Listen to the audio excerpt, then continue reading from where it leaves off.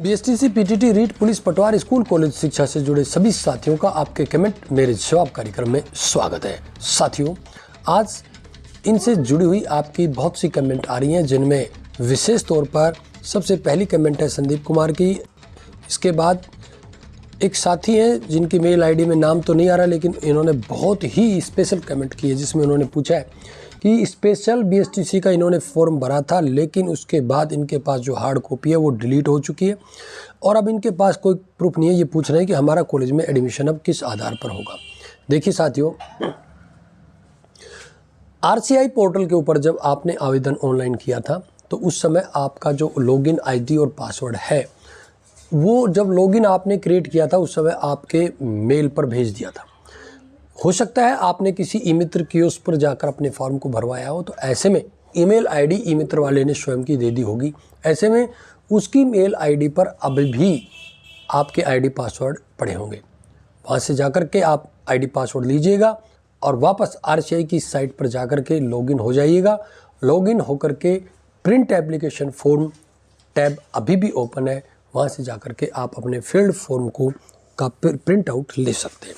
तो ये कोई ज़्यादा बड़ा इशू नहीं है, कन्फर्म है ये कोई ज़्यादा ऐसा, क्योंकि प्रत्येक कंपटीशन में प्रिंट एप्लीकेशन लेने के बाद में ऑप्शन बाद तक भी खुला रहता है। अगली कमेंट मितेश पेंडोर की है। तो ये पूछ रहे हैं कि मेरे बैंक अकाउंट में सेंड टू बैंक लिखा रहा है, इनका रिफंड है लेकिन पैसे अकाउंट में नहीं आए। देखिए, जिनके पैसे सेंड टू बैंक हो चुका है लेकिन बैंक में नहीं पहुंचे, इसकी दो बड़ी वजह हो सकती है। या तो आपका नाम जो कि उस आपके एप्लीकेशन फॉर्म में जो नाम है और एक आपके बैंक अकाउंट में नाम है, उसके नेम में सरनेम में कोई मिसमैच हो सकता है, या फिर आपका आईएफएससी कोड चेंज हो गया, बदल गया या गलत है। इन्हीं परिस्थितियों में सेंड टू बैंक लिखा होने के बाद भी अमाउंट आपके अकाउंट में नहीं आ पाता। ऐसे में आप एक बार हेल्पलाइन पर या तो संपर्क करें या आप पंजीयक शिक्षा विभाग परीक्षा बीकानेर को मेल के द्वारा भी इसकी सूचना दे सकते हैं। अगली कमेंट है विष्णुदत्त लखेरा की। पूछ रहे अगर एमपी से स्पेशल बीएसटीसी करें और रीट का एग्जाम राजस्थान से दें तो इसकी मान्यता राजस्थान में है या नहीं। देखिए, हमारे चैनल से जो भी साथी जुड़े हैं उनको मैं बार बार कहता हूँ कि डिप्लोमा कोर्सेज आप ऑल इंडिया कहीं से भी करें, वैलिड होता है, मान्य होता है। कहीं से भी आप बीएड बीएसटीसी कर सकते हैं और इसके बाद किसी भी स्टेट में आप कोटे के तहत टीचर्स के लिए भी अप्लाई कर सकते हैं। नितिन जोशी पूछ रहे हैं सर इसमें नंबर आने के बाद एडमिशन कैसे होता है। देखिए, स्पेशल डीएलएड के अंतर्गत जब आपका नंबर आ जाता है, आरसीआई के द्वारा जो एप्लीकेबल स्टूडेंट है उनकी सूची डाली जाती है, तो आपको जो कॉलेज अलॉट होता है उस कॉलेज में सेम राजस्थान की तरह आपकी रिपोर्टिंग करानी होती है, लेकिन फीस का थोड़ा सा प्रोसीजर अलग अलग स्टेट का अलग अलग होता है। अगली comment Satish Yadav, sir 130 L1 OBC में हो जाएगा क्या। देखिए, ओबीसी L1 130 100% यदि आपके 131 मार्क्स हैं तो आपको L1 में कोई नहीं रोक सकता।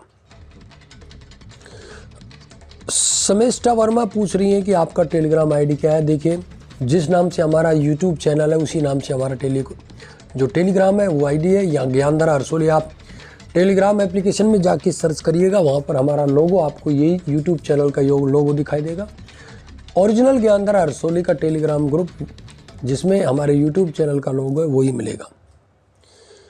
अगली कमेंट सोनू जंगम पूछ रही है सर मूल निवास की वैलिडिटी कितने टाइम की होती है। देखिए, मूल निवास प्रमाण पत्र यदि आपने डिजिटल फोटो बनवा रखा है तो उसकी वैधता आजीवन होती है, जबकि ओबीसी प्रमाण पत्र की वैधता 1 वर्ष की होती है, जबकि ज़्यादातर स्टूडेंट प्रत्येक 6 माह में या भर्तियों में भी इसे 6 माह में बदलने के लिए कहा जाता है।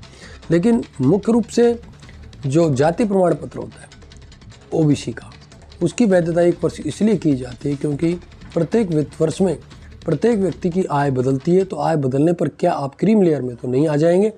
इस चीज़ को वेरीफाई करने के लिए जाति प्रमाण पत्र, जिसमें विशेष तौर पर ईडब्ल्यूएस और ओबीसी वर्ग के विद्यार्थियों को प्रत्येक वर्ष बनवाना होता है।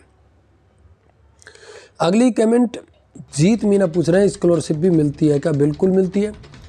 ओबीसी में केवल 17 कैटेगरी हैं, जिसके बारे में हमारे चैनल पर काफ़ी वीडियो अपलोड हो चुकी है, उसमें हम बार बार जिक्र कर चुके हैं। 17 स्पेशल कैटेगरी हैं जिसके अंतर्गत ओबीसी में छात्रवृत्ति दी होती है। बाकी SC ST में इनमें लगभग सभी को स्कॉलरशिप दी होती है। पूजा गुर्जर, इसमें गवर्नमेंट कॉलेज मिलने के बाद पेपर होता है, तो कैसे पेपर आते हैं?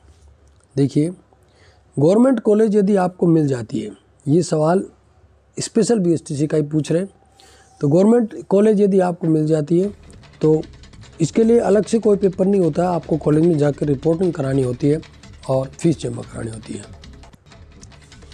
संदीप कुमार पूछ रहे हैं, सर जी नमस्कार, इनके 130 प्लस एकेडमिक 63.11 SC कैटेगरी में 100% आपका नंबर आ जाएगा, कोई दिक्कत नहीं है। MD राइट वे, बिल्कुल धन्यवाद आपका हमारे चैनल से लगातार जुड़े रहने के लिए। विष्णु शांकला पूछे, सर स्पेशल BST वाले रीट 3rd लेवल टीचर में अप्लाई कर सकते हैं क्या? बिल्कुल कर सकते हैं। निकिता नामा, स्पेशल BSTC की फ़ीस कितनी लगती है? देखिए, स्पेशल BSTC में राजस्थान BSTC की तरह फिक्स जो आपको फीस बताई जाती है उस प्रकार का नहीं है। अलग अलग स्टेट में अलग अलग कॉलेज की अलग अलग फ़ीस वसूल की जाती है। RCI के द्वारा अपने नोटिफिकेशन में फ़ीस बिल्कुल तय कर रखी है, लेकिन प्रत्येक स्टेट में निजी कॉलेज अपनी मनमानी करके और मनमानी फ़ीस वसूल करते हैं। कानू सैनी पूछ रहे हैं, सर मुझे 4th नंबर की कॉलेज मिली है, तो मैं अगर अपवर्ड मूवमेंट के लिए अप्लाई करता हूं तो बची 3 में ही आपको कॉलेज मिलेगा? बिल्कुल 3 में ही मिलेगा। अपवर्ड का मतलब ही होता है कि आपको जो मिली है उससे ऊपर की कॉलेज में यदि सीट खाली रहती है तो वो कॉलेज आपको अलॉट कर दिया जाता है। मिथिलेश कुमार पूछ रहे हैं, इनकी कमेंट थोड़ी स्पष्ट नहीं है, लैंग्वेज समझ में नहीं आ रही है, इसलिए मेरा निवेदन है हमारे साथी ज़्यादा से ज़्यादा हिंदी में कमेंट लिखने का प्रयास करें। देखिए साथियों, ये कुछ हमारे साथियों की पिछले गत दिनों में पूछी गई कुछ स्पेशल कमेंट थी, जिनको मेरे द्वारा कार्यक्रम में शामिल किया गया और उनका जवाब दिया गया। फिर भी यदि आपकी कोई समस्या रह गई है तो आप हमें लगातार कमेंट करते रहिएगा। आपकी कमेंट के आधार पर मैं आपकी समस्या के समाधान का पूर्ण प्रयास करूंगा। आज की इस कमेंट आधारित वीडियो में साथियों बस इतना ही। नमस्कार।